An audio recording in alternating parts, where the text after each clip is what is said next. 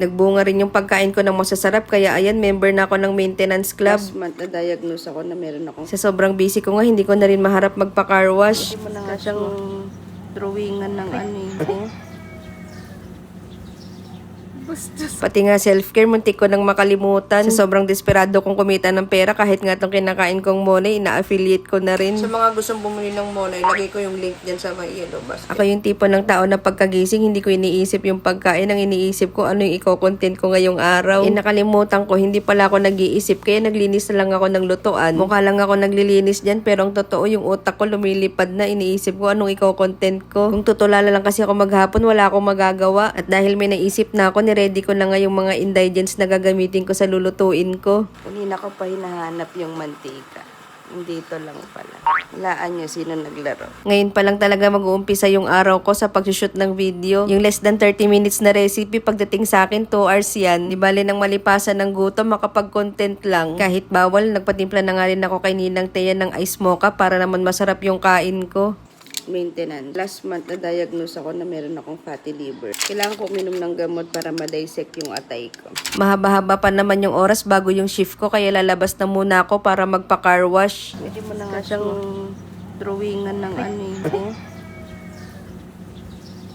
Bastos ka tayo. Anong bastos? Bulaklak. Bulaklak pala. Yes, bulaklak yan.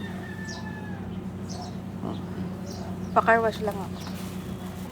Bago magpa-car wash, dumaan na muna ako sa Sierra Madre ni Ninang Thea para isol yung hiniram kong lutuan. Narealize ko, kailangan ko na rin palang magpagas. Papasok kasi ulit kami kinabukasan ni Ninang Thea sa office. Malakas kasi pakiramdam ko, late na naman kami magigising. Sunod ko naman gagawin, magpapagupit ako. Mukha na kasi akong ulikba, o diba may panglalait sa sarili. Okay lang yun, at least prank ako sa sarili ko. Pagkatapos mag self-care, si Ash naman yung ipapa-autos pa ko. Kawawa naman kasi siya, malapit na siya maging puti sa dami ng alikabok. Tapos na ako sa lahat, kaya uuwi na muna ako dahil may work pa ako. Joke lang, di pa pala tapos. Sakto kasi dumating yung mga free samples, pero mamaya ko na yan isushoot kasi kailangan ko munang mag-work. Bisihan na muna ako, sabihin nyo, di na naman ako nagtatrabaho, panay ako kain. Wait lang kasi, naantay ko pa ngang mag-load din yung laptop. Gusto nyo agad-agad eh. Nabitin ako dun sa sausage, hindi ako nabusog, kaya nagpabili naman ako ng tinapay. Monay.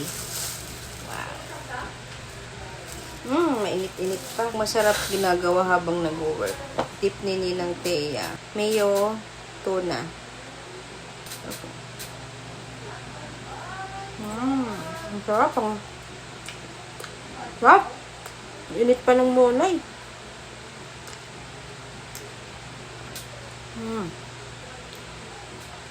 Bango. Sa mga gustong bumili ng monay, lagay ko yung link dyan sa may yellow basket.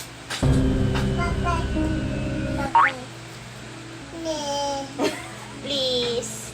Please. Please. Welcome. Wow. Ano binalik? Small lang daw. Ay, small lang.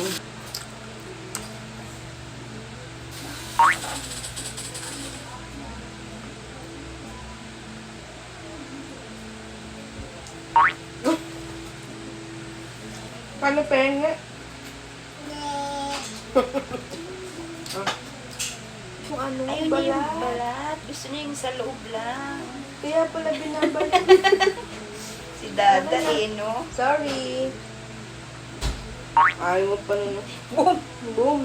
Kami nga gusto namin yung balat eh. Naganyan pa namin yan noon. Hindi masarap sa mole, diba? Yung pagbagong luto. Yung balat niya, ang sarap. Hindi naman yung balat. Wow, nakayakult na! Wow! Ayos tong ano ko workmate ko oh.